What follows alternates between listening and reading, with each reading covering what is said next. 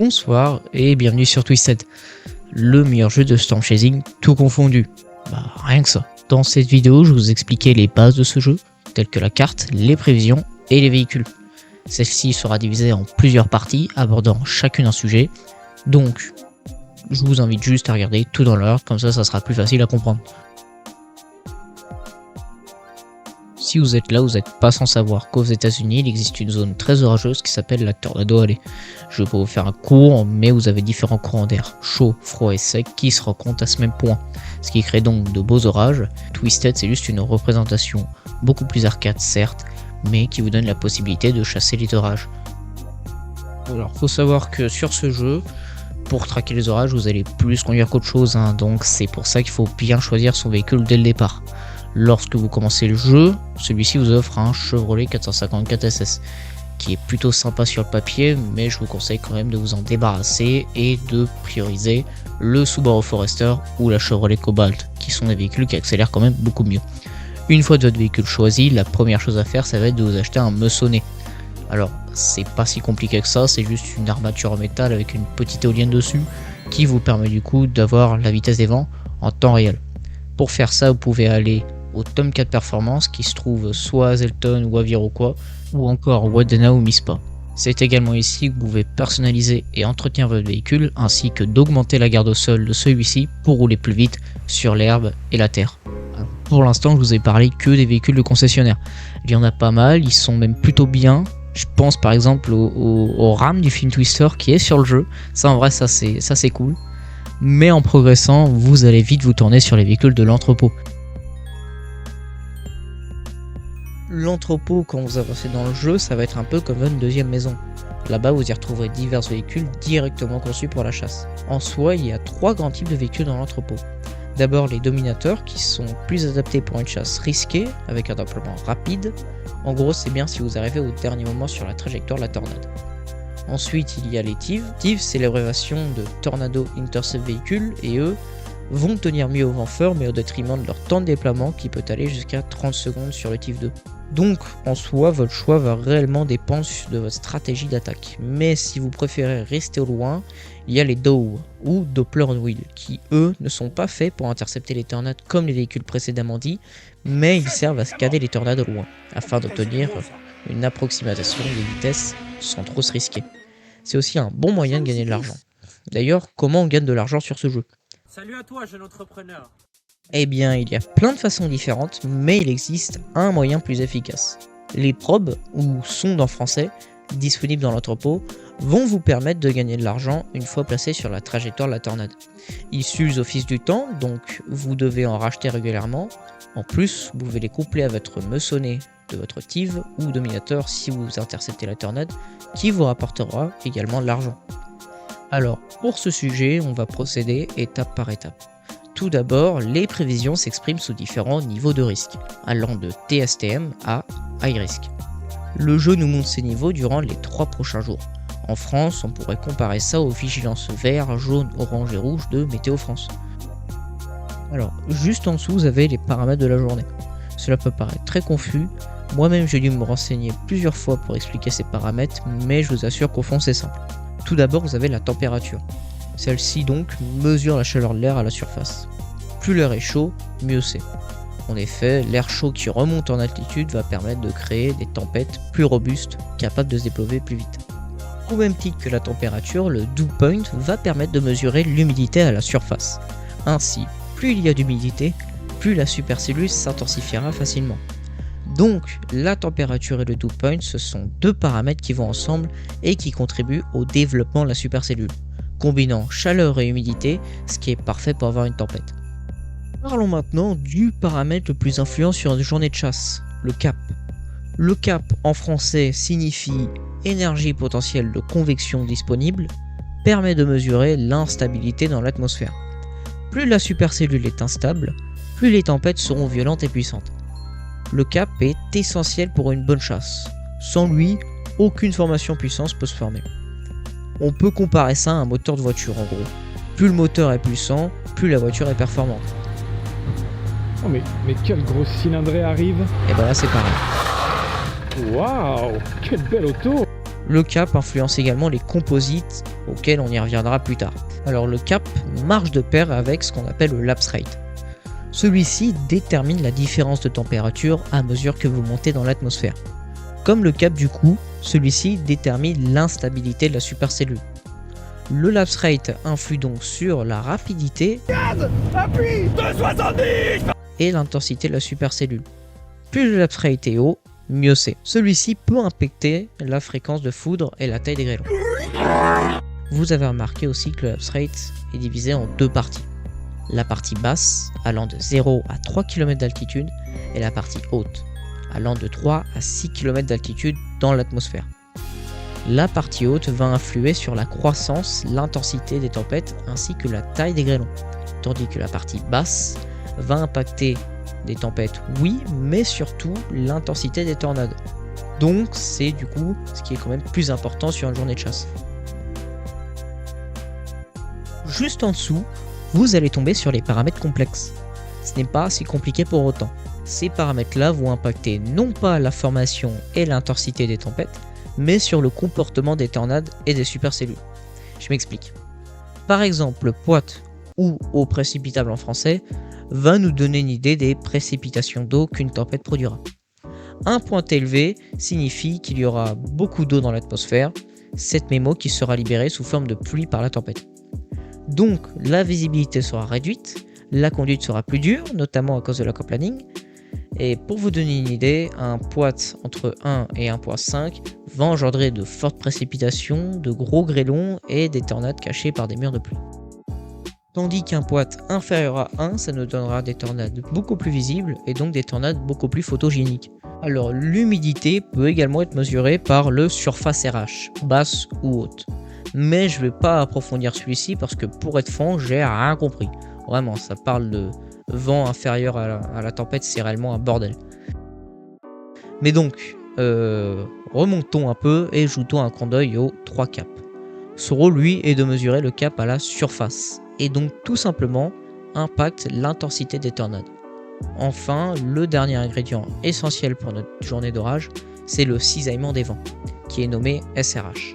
Un nom compliqué pour pas grand chose, puisque c'est la variation de la vitesse et du sens du vent en fonction de l'altitude.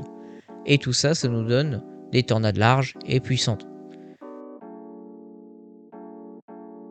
Alors à droite, cette chose qui ressemble à un DM de physique de collégien, c'est ce qu'on appelle un odographe. Et ça sert à cartographier la direction des vents en fonction de l'altitude. En gros, pour faire simple, la vitesse et la direction des vents à une certaine altitude s'expriment avec ce qu'on appelle un vecteur de vent. Quand ces vecteurs sont tracés, placés sur un graphique et qu'on les relie ensemble, cela donne notre odographe. Chaque couleur de celui-ci exprime une différente altitude. L'odographe sert donc à donner un ordre d'idée de la taille et de la forme de la supercellule à venir. C'est pour cela que si on superpose les deux, ils se ressemblent extrêmement.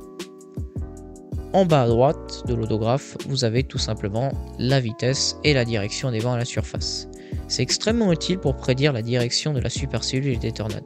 Notez donc que des vents rapides signifient des tornades aussi rapides, difficilement rattrapables et vous laissant moins de temps pour vous déployer. Pour terminer, un odographe petit et faible montre une journée avec beaucoup de grêle, tandis qu'un odographe plus grand et fort signifie une journée avec une activité tornadique plus importante. Un odographe arrondi et en désordre favorise des tornades imprévisibles et pouvant changer de trajectoire, tandis qu'un odographe plus long et plus fort signifie des tornades longues et violentes. Concrètement, un odographe c'est un peu comme l'horoscope des tornades. Alors les composites, je vous promets que ça va être simple. Là on parle depuis tout à l'heure de définition et de phénomènes complexes. Les composites servent à vous donner une estimation des futures tornades en prenant comme base tous les paramètres de la journée. Rien de plus simple. STP signifie paramètre de tornade significatif, tandis que VTP signifie paramètre de tornade violente. Un composite élevé en STP va montrer une journée plus favorable à des tornades EF1 ou F2, tandis que pour VTP, c'est la même chose mais en EF4 et EF5. De bonnes prévisions, généralement des composites STP au-dessus de 7 et des VTP au-dessus de 1. Alors, je vous rassure 2 secondes, vous n'avez pas besoin de toutes ces connaissances pour exceller sur le jeu. Retenez juste que de bonnes prévisions, c'est une journée en high risk avec des chiffres en rouge partout, sauf le POIT et le surface RH. C'est également un autographe long, droit et puissant, ainsi que des composites STP supérieurs à 7 et VTP supérieurs à 1. Alors, dans ce chapitre, je vais vous expliquer la carte et comment l'utiliser pour intercepter correctement. Tout d'abord, votre carte se présente en réflectivité par défaut. Alors, encore une fois, c'est très simple, ça veut juste dire que votre carte affiche la pluie de la supercellule. Plus c'est rouge, plus il y a de précipitation, tout simplement. Ensuite, vous pouvez passer votre carte en vélocité, ce qui va diviser votre supercellule en deux couleurs, du vert et du rouge, un de plus. Le vert, c'est les vents qui se dirigent vers le radar. En l'occurrence, c'est le KHZL qui se trouve à Zelton. D'ailleurs, c'est le plus grand, donc je vous conseille de rester tout le temps sur celui-ci. Et le rouge, c'est les vents qui s'éloignent de ce même radar. En bas à droite, vous avez aussi la légende, et à gauche, vous avez les trajectoires des tornades des jours précédents. Avec cette carte, vous pouvez facilement trouver le point de spawn d'une tornade. En effet, si vous regardez les supercellules, vous remarquerez que les mésocyclones se forment tous en un même point, le crochet de la supercellule. Le but est donc de repérer ce crochet et de en déduire la trajectoire de la future tornade avec les sens du vent et les polygones que j'expliquerai un peu plus tard. Si c'est tout de même trop dur pour vous, vous pouvez utiliser la vélocité. Vous remarquerez donc à un moment une tache rouge au niveau du vert, ou parfois vice versa. Bref, en tout cas c'est le futur mésocyclone. En effet, comme expliqué précédemment, le vert c'est les vents allant vers le radar, et le rouge c'est les vents qui s'éloignent du radar. Un mésocyclone, c'est des vents qui tournent, donc qui vont se diriger à la fois vers le radar, et à la fois aussi vers l'inverse du radar, quoi. J'espère que vous comprenez parce que c'est pas si facile à expliquer, mais voilà. Alors maintenant que votre mésocyclone est apparu, vous remarquerez qu'un polygone l'accompagne. Celui-ci sert à vous donner une idée de la trajectoire du mésocyclone. Donc pour être bien placé, essayez de vous trouver là où le polygone pointe. Après quelques temps, le mésocyclone fera apparaître un funnel, c'est un petit bout de tornade, qui une fois du coup en contact avec le sol se transformera donc en tornade. Cette même tornade qui est affichée sous forme de triangle de couleurs sur la carte, d'ailleurs que vous pouvez regarder dans la légende, puisqu'une couleur correspond à une fourchette de vitesse. Alors attention, un triangle de couleurs n'a aucun rapport avec l'échelle de Fujita. Je m'explique. L'échelle de Fujita, ça mesure les tornades entre EF0, la moins puissante, et EF5, la plus dévastatrice. Mais un triangle rose ne veut pas dire forcément EF5 comme tout le reste d'ailleurs. Beaucoup de personnes font cette erreur, alors que pour réellement catégoriser une tornade dans l'échelle de Fujita, il faut se pencher sur les dégâts qu'elle a fait. Une fois les dégâts étudiés, on peut attitrer une catégorie à cette tornade. Mais ça, c'est seulement les possesseurs du pass NWS qui peuvent le faire sur ce jeu. Alors, maintenant que vous êtes placé sur votre route, il faut trouver le plus précisément possible l'endroit où se déployer. L'astuce, c'est d'observer la tornade arriver et de regarder son comportement. Si celle-ci s'agrandit et ne bouge pas, c'est qu'elle se dirige droit vers vous.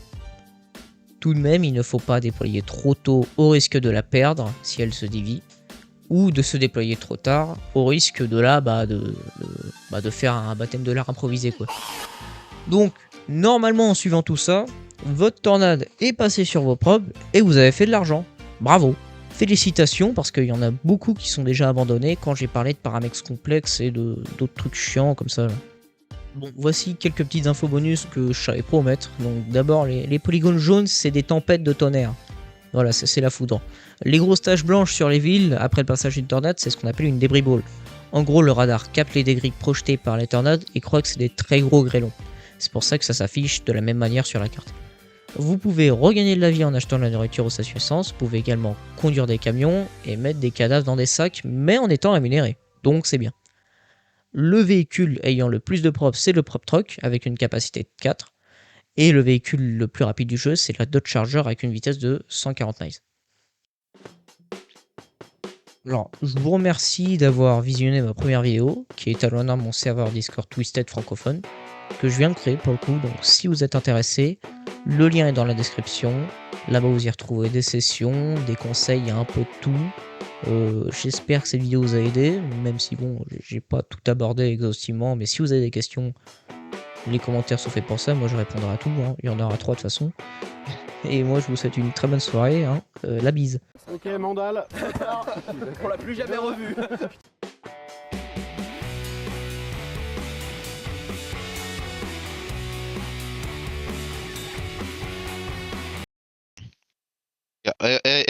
Avec des t-shirts.